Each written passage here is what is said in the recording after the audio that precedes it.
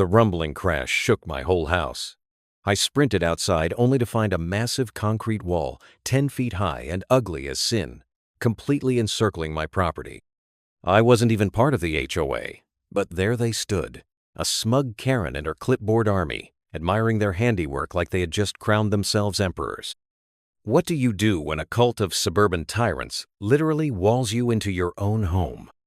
I came home from a grueling day at work, expecting nothing more than a warm shower and a quiet evening. But what greeted me instead stopped me cold in my tracks. My driveway was blocked. Not by a car, not by a fallen tree, but by a towering, freshly poured concrete wall, gray and unyielding like some medieval fortification from a nightmare. It wasn't just the driveway either. As I got out of my truck and walked around, my stomach turned over with mounting disbelief. A solid concrete wall, at least 10 feet high and 2 feet thick, completely surrounded my entire property. My lawn, my front porch, my side yard, my garage, all of it imprisoned like I was the villain in some dystopian HOA horror show. I stood there for a full minute, just blinking at the sheer audacity of it. Who does this? Who builds a wall around someone's home without permission, without warning? My heart pounded against my ribs. Not out of fear, but out of the deep, boiling outrage only possible when something you love, your sanctuary, is violated. I stumbled to the wall's edge, running my fingers along the still damp cement, feeling the gritty surface scrape against my palm. Embedded in the wall, every so often, were shiny brass plaques bearing the words, Oak Crest Community Enhancement Project sponsored by the HOA. My hands curled into fists. The HOA? I wasn't even part of the HOA. I had never signed their ridiculous agreements, never paid their fees, never even attended a single meeting. When I bought my house 5 years ago, the realtor had proudly assured me this property was outside the HOA jurisdiction, grandfathered in from a time before they wormed their way into every neighborhood around here. I had chosen this place specifically because I wanted my freedom, and now it was entombed. I stormed back to my truck, practically tearing the door off its hinges, and rifled through my glove box until I found the old property documents. There it was in black and white, not subject to HOA covenants or restrictions. My gut twisted into tighter and tighter knots as the reality set in. This was no accident. This was punishment. For months, they had been pestering me with flyers and passive-aggressive notes, offering one-time grace periods to join the HOA, warning of the dangers of being non-compliant in an orderly community. I had ignored them, shredded their mailers, tossed their invitations in the trash. I didn't want to be part of their little suburban cult, and now they had made good on their threats. I slammed the truck door shut and made a beeline for the nearest opening in the wall, which, of course, didn't exist. Whoever planned this had made sure there were no gates, no doors, no convenient access points. They had sealed me inside my own land like a tomb. I had to scale it, digging the toes of my work boots into hairline cracks and pulling myself up by sheer rage alone. When I finally hoisted myself over the top and dropped heavily onto the sidewalk outside, I found them waiting for me. A handful of HOA board members stood across the street, arms crossed, smug smiles plastered across their plastic faces. At their head, wearing an obnoxious pastel power suit and holding a gleaming silver clipboard, was Karen Buckley, the self-appointed president of the Oak Crest HOA and the living embodiment of petty tyranny. She clapped slowly as I dusted myself off. "Welcome to the future of Oak Crest," she called out, her voice syrupy sweet with barely concealed malice. We took the liberty of making a few aesthetic upgrades. For community harmony, of course. I strode toward them, seeing red, but Karen held up a hand as if addressing a petulant child. "Before you say anything rash," she purred, flipping a few pages on her clipboard, "I should remind you that your property, while technically outside initial HOA bounds, falls within the new Community Visual Compliance Zone established by unanimous board vote last month." I stared at her, stunned. "That's not legal," I said, the words cracking in my throat. "You can't just declare a zone and start walling people in." "I never agreed to be part of your HOA." She shrugged, as if I had said something quaint but irrelevant. "You should have read the updated guidelines we mailed to you." Multiple times. One of the other board members, A man whose head was so bald it gleamed like a warning light chimed in with a snide smile. "Refusal to participate is not immunity from community standards," he said, reciting it like some Orwellian slogan. I was about ready to rip the clipboard from Karen's hands when she dropped her next bombshell. "Furthermore," she said, pulling out a bright yellow envelope and waving it under my nose, "you are now in violation of several HOA standards regarding uniform landscaping, non-compliant access points, and unsightly property lines. Accordingly, you have been fined $500 effective immediately, with additional daily penalties until compliance is achieved." I gawked at her. "Compliance with what?" I barked. "With the wall you built without my permission?" Her smile widened, revealing teeth so white and straight they could have been weaponized. "Compliance with the community standards," she repeated, as if I were too stupid to grasp the concept. Around her, the other HOA members nodded solemnly, their faces smug, in a way that made my blood pressure spike. I shook my head, trying to piece together just how deep this insanity ran. "You can't fine me for a wall I never asked for," I shouted. "You can't wall me into my own home. This is illegal." Karen just sighed like she was dealing with a tantrum-throwing toddler. "If you have complaints," she said, tapping her clipboard pointedly, "you can fill out a grievance form. Submit it to the HOA board by the third Tuesday of the month and await formal review. In the meantime, you're expected to adhere to community standards. It's not personal, dear. It's just policy." "Not personal." She said that after literally encasing my house in concrete, my jaw flexed so hard I thought my teeth might crack. I wanted to scream, to curse, to flip her stupid clipboard into the stratosphere, but I forced myself to hold back. They wanted a reaction. They wanted me to snap so they could paint me as the problem. So instead, I stood there for a long moment, memorizing every smug expression, every self-satisfied smirk. I burned the image into my brain. Then I turned on my heel, climbed back over the wall, scraping my hands raw in the process, and disappeared into my property fortress. They thought they had won. They thought they could break me with cement and paperwork. But I had already decided. I wasn't going to fight them on their terms. I was going to destroy them on mine. The next few days after the wall went up were worse than I could have ever imagined. The first morning, I realized the true horror of what had been done to me when I tried to leave for work and found myself trapped. There was no gate, no door, no clever way out unless I wanted to risk scaling a 10-foot concrete barrier every single day like some deranged circus act. I tried to climb it again, bloodying my hands worse than the first time, but I had thrown out my back halfway over and landed hard enough to knock the wind from my lungs. Lying on my front lawn, gasping like a fish out of water, staring up at the cold, blank face of the wall they built, I understood something fundamental. I wasn't just being punished. I was being imprisoned.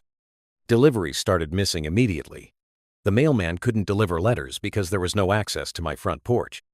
Packages were returned to sender with angry red stickers that said, "Access denied, property enclosed." Friends stopped visiting. Even emergency services couldn't reach me.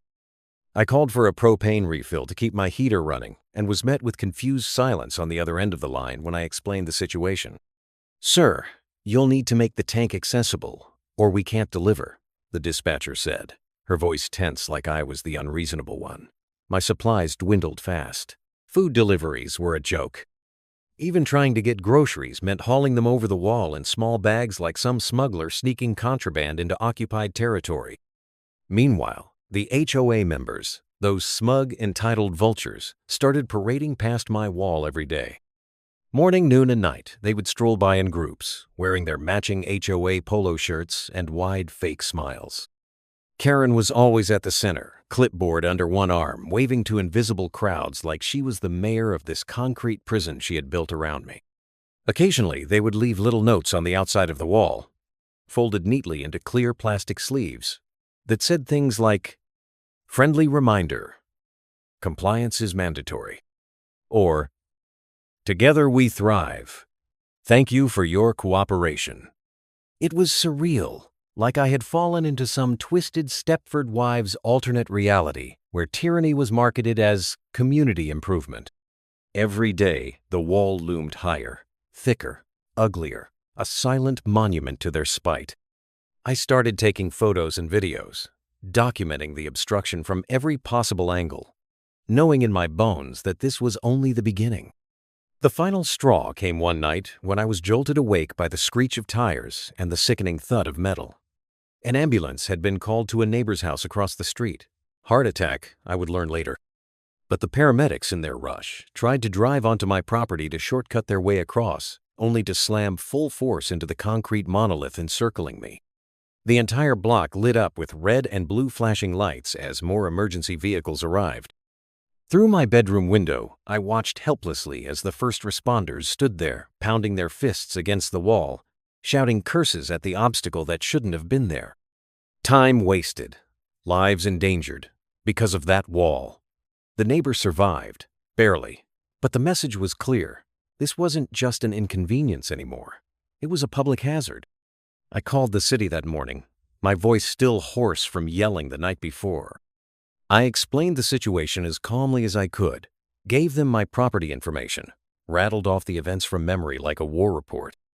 The woman on the other end typed dutifully for a while, asked a few bored questions, then put me on hold.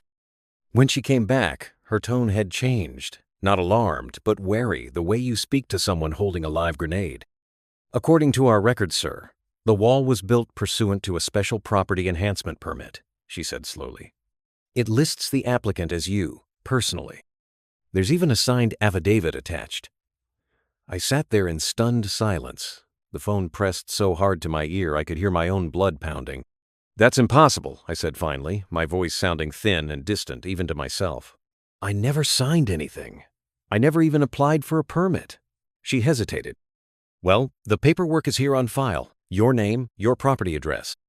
The application says you requested community beautification funds for an aesthetic perimeter upgrade. I barely heard the rest of her words. The room around me swam out of focus. My hands shook. The HOA hadn't just built a wall around my home. They had forged my name, falsified official documents, and tricked the city into thinking I had begged them for this concrete prison. The escalation was deliberate. It was planned. It was malicious down to the last detail. I hung up without saying goodbye, my mind racing faster than I could keep up. Every event, every smug smile, every friendly reminder took on new meaning now. They weren't just bullies with too much free time.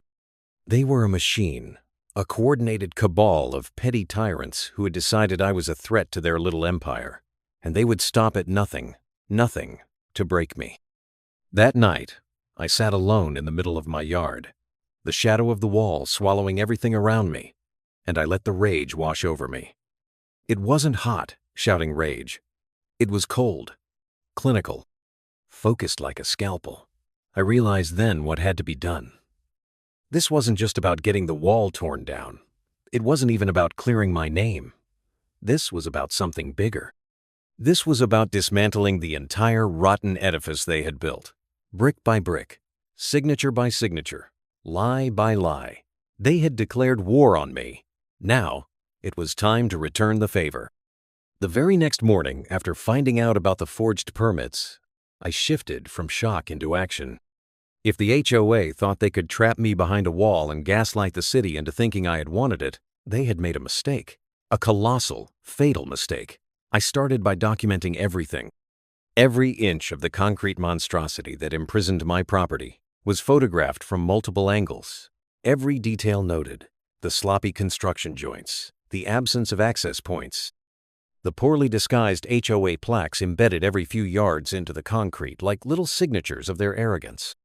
I filmed video walkthroughs, time-stamped everything, and uploaded backups to cloud drives in case anything suddenly happened to my phone or laptop. I created a detailed diary, recounting every encounter with the HOA, every letter and fine they had issued, every smug smile and veiled threat. I even started recording any interaction with Karen and her HOA lackeys whenever I saw them loitering near the wall, using a body camera tucked neatly under my jacket. I knew I needed help, not just any help, but someone who understood the land, the laws, and most importantly, the dirty little tricks that HOAs love to pull. I called in a favor from an old friend, Carter, who used to work as a county land surveyor before retiring early after exposing a shady developer scandal. Carter was the kind of man who didn't just read zoning codes. He memorized them the way a preacher memorizes the Bible. When I explained what had happened, he didn't even hesitate. He loaded up his battered old truck with surveying equipment and drove straight out to my property. The moment he saw the wall, he let out a low whistle and muttered, "These idiots don't even know the storm they just called down on themselves." We spent 3 straight days mapping every square inch of my property boundary with surgical precision. Carter's equipment was top of the line, and he double-verified every measurement. The result was crystal clear. The wall didn't just sit on my property line. In many spots, it extended 2 to 3 feet inside my legal boundary, effectively stealing my land. In other areas, the wall even encroached on utility easements, a massive legal violation that could bring serious regulatory consequences. Carter helped me draft a professional land survey report, complete with overlays and diagrams, that left no room for interpretation. I wasn't just wronged. I was the victim of an orchestrated land grab. But it didn't stop there. Carter and I dug deeper, combing through county records, permit applications, and city planning documents. What we found made my blood run cold. The HOA had submitted multiple permits not just for my wall, but for similar beautification projects around the neighborhood. Every single one of them was backed by fabricated consent forms bearing forged signatures. In some cases, the signatures were laughable. Wrong middle initials, misspellings of homeowner names, even people who had moved away years ago somehow approving new projects. They had forged my name. They had forged my neighbors' names. They had created an entire paper trail of lies to steamroll their way into expanding their petty empire. The deeper we dug, the worse it got. Several houses along the main boulevard had been subjected to sudden mandatory upgrades, fancy new sidewalks, decorative fences, and mandatory landscaping installations, all billed directly to the homeowners without consent, all under the guise of community improvement. If residents complained, they were fined. If they threatened legal action, their property values mysteriously tanked, and anonymous complaints to city code enforcement magically appeared. Karen and her cronies had turned the HOA into a full-fledged racketeering operation, shaking down residents and laundering it all through beautification funds and community maintenance assessments.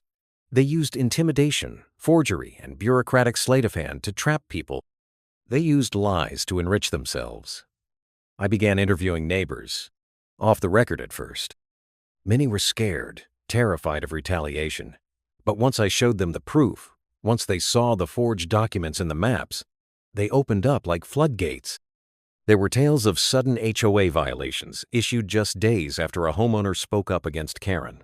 Stories of lost appeals, hidden fees, and veiled threats about neighborhood harmony. One woman broke down crying when she described how Karen had harassed her into paying thousands for a new, approved front yard design she never wanted, threatening to lien her home if she didn't comply.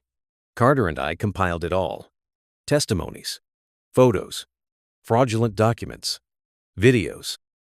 We built a portfolio so damning that even the most corrupt city officials would have a hard time ignoring it. But I knew paperwork alone wouldn't be enough. People like Karen didn't fear facts. They feared exposure. They feared scandal. So I started crafting a second strategy alongside the legal assault, a media strategy. Late into the nights, I wrote detailed summaries of each case, cross-referenced against legal codes and ethical guidelines.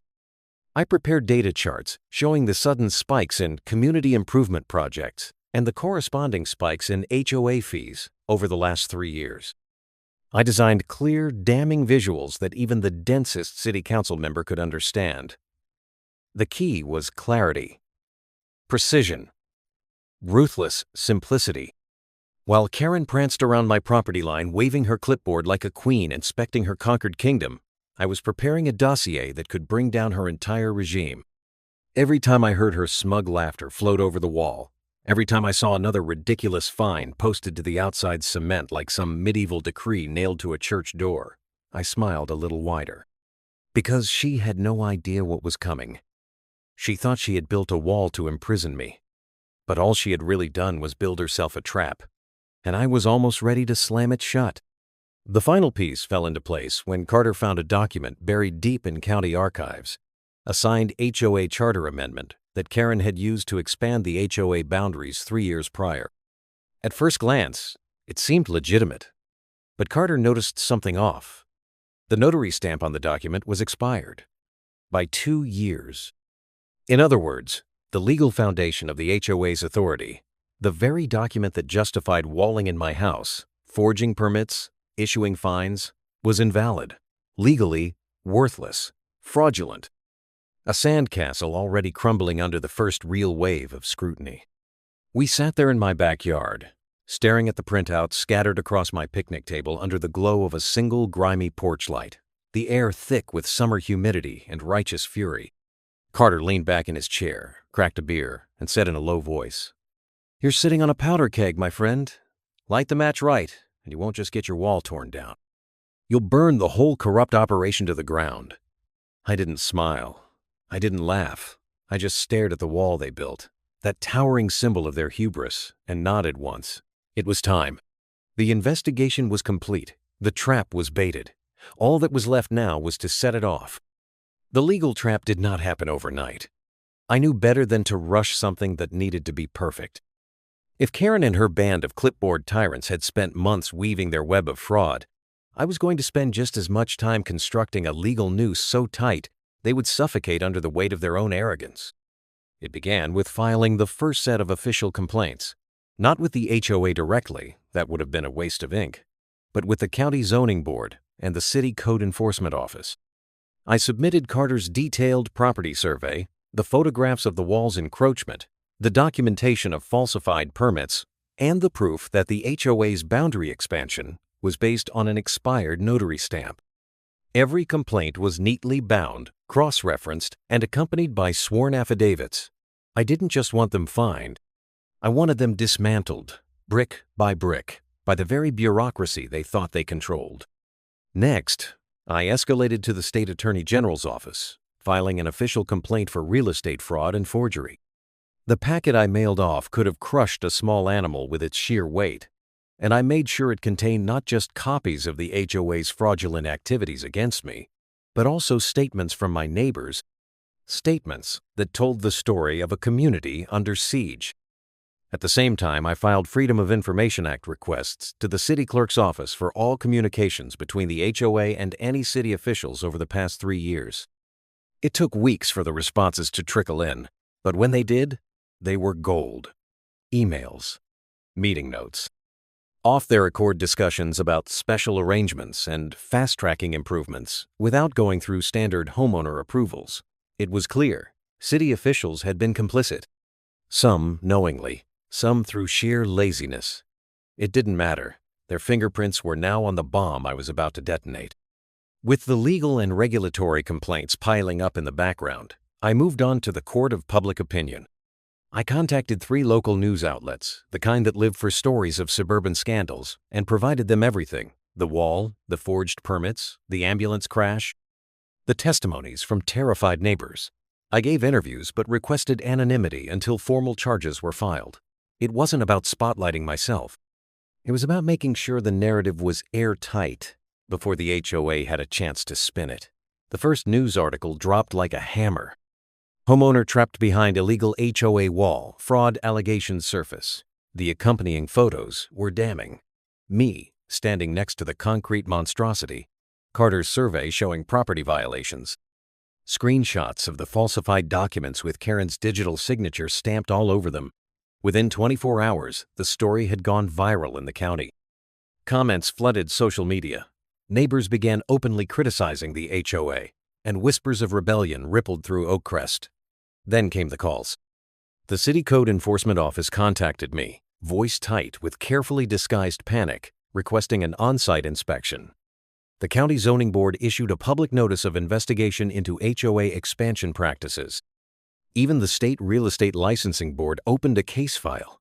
Suddenly, Karen wasn't smiling at her daily wall inspections anymore.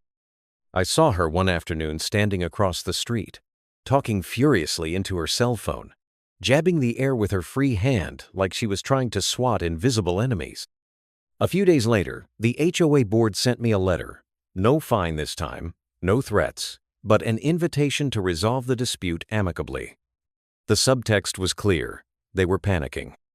They wanted to sweep this under the rug before it spiraled even further out of their control. They even offered to remove the wall at my earliest convenience if I agreed to sign a non-disclosure agreement and release the HOA from any liability. I didn't even dignify it with a response. That same week, Carter and I held a private meeting with several of the most vocal neighbors, quietly gathering support for a full HOA board recall. We weren't just going after Karen. We were going after the entire crooked infrastructure she had built. We drafted petitions, outlined grievance reports, and organized a full neighborhood assembly for a vote of no confidence. Karen must have gotten wind of it because 2 days later, I received an envelope hand-delivered to my door. Inside was a cashier's check for $50 made out to me and a short handwritten note from Karen herself. Let's be reasonable. Let's not destroy everything we've built over a misunderstanding. Consider this a goodwill gesture. No signature, no letterhead. Just the cold, desperate stink of someone who realized the walls were closing in, and not the kind she had built. I took photos of the check and the note, then sent them directly to the State Attorney General's office, along with a summary titled, Attempted Bribery and Witness Tampering. Then I contacted the local news outlets again. They were hungry for updates. I fed them everything. The second wave of articles was even worse for the HOA than the first. HOA president accused of bribery in growing suburban scandal. The headlines were merciless. Reporters began showing up at neighborhood meetings, shoving microphones into Karen's face. She stopped appearing in public after that. One by one, the board members resigned under the pressure, leaving Karen to twist alone in the storm she had created. I had turned their own system against them.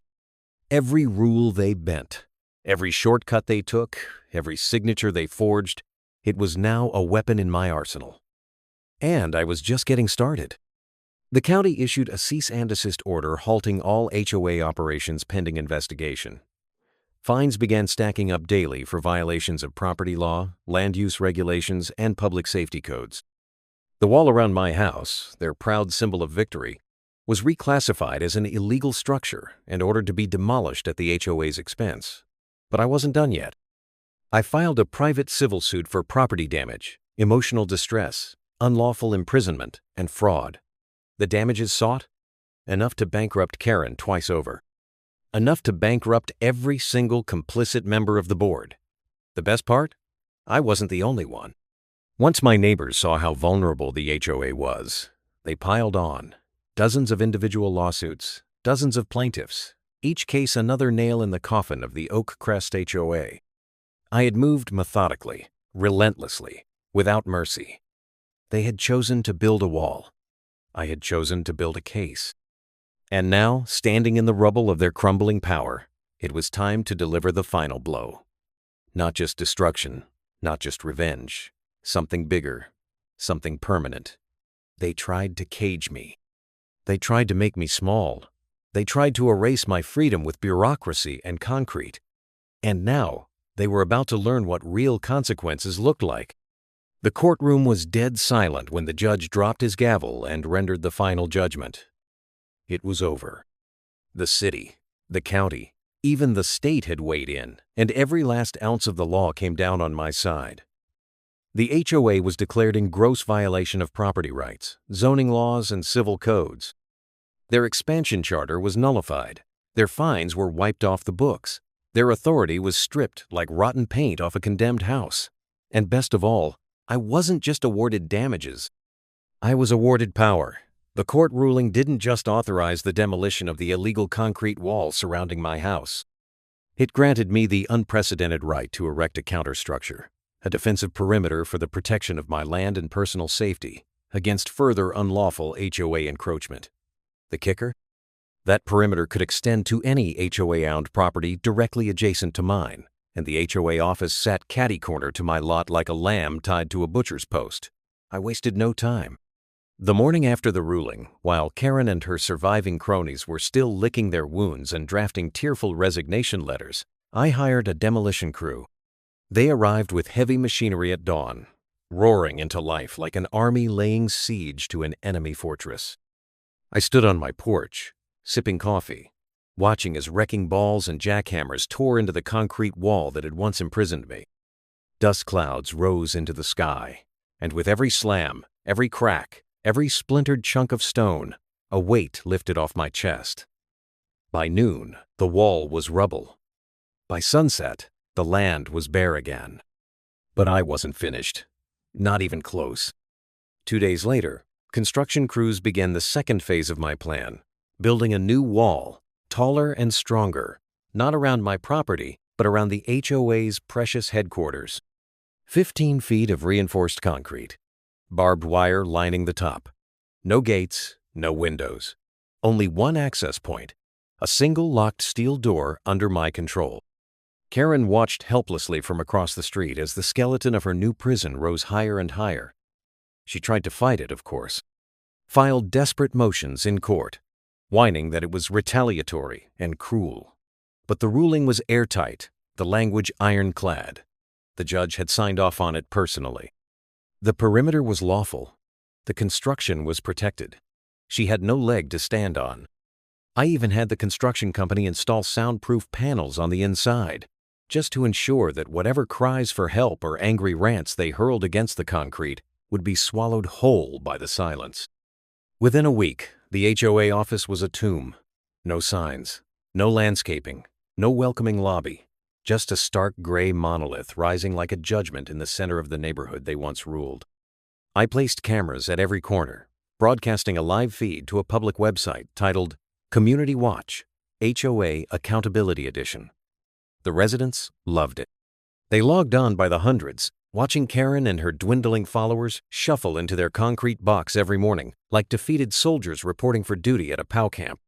Property values around the HOA office plummeted overnight. Realtors who once proudly boasted about exclusive HOA benefits now scrubbed every mention of it from their listings. Homeowners filed en masse to withdraw from the association, citing hostile conditions and organizational collapse. The bank foreclosed on the HOA's office building within 3 months. Karen tried to pivot, tried to salvage her crumbling empire with emergency meetings and desperate fundraising drives, but the damage was irreversible. Lawsuits piled up faster than she could file appeals. Families she had extorted for years finally saw their chance for revenge and took it with both hands. The lawsuits weren't just civil, either.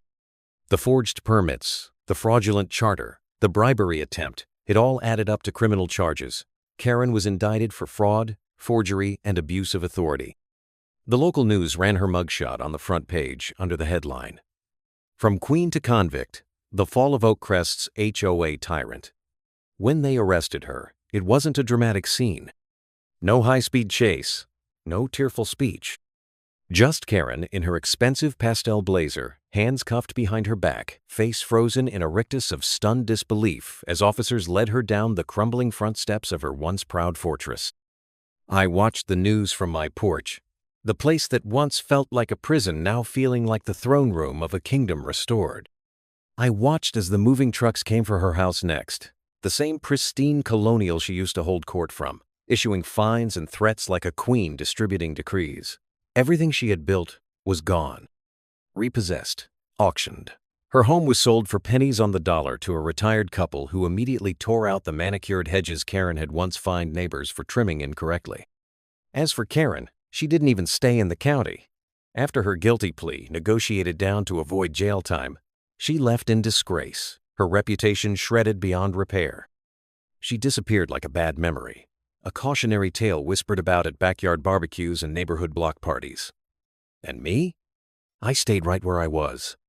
I rebuilt my fence. I replanted my lawn. I repainted my porch. Every brushstroke felt like reclaiming a piece of my freedom. The neighbors, freed from Karen's reign of terror, came together to form a real association, voluntary, neighborhood, built on transparency and respect. No fines, no forced upgrades. Just a community, real and messy and human. Sometimes I'd walk past the abandoned HOA office, still walled in, still silent, and smile to myself. It stood there like a monument to arrogance, a warning to anyone who thought power was a license to crush the people around them. It was perfect. On a warm Saturday evening, a few months later, I sat on my porch again, a cold drink in hand, watching kids ride their bikes down the street and neighbors chatting over fences. The sun dipped low, casting long shadows across the empty lot where the HOA building used to matter. Now it was just another ruin swallowed by time and justice. I raised my glass in a silent toast to the wall they built, and the one I built in return. One was made of concrete and hate, the other was made of consequences. They tried to bury me under their rules, their lies, their walls. Instead, they planted the seeds of their own destruction. Some people think justice is about punishment. They're wrong. Justice is about protection. It's about making sure the ones who try to crush others learn, once and for all, that the wall they build to trap you can become the grave they dig for themselves.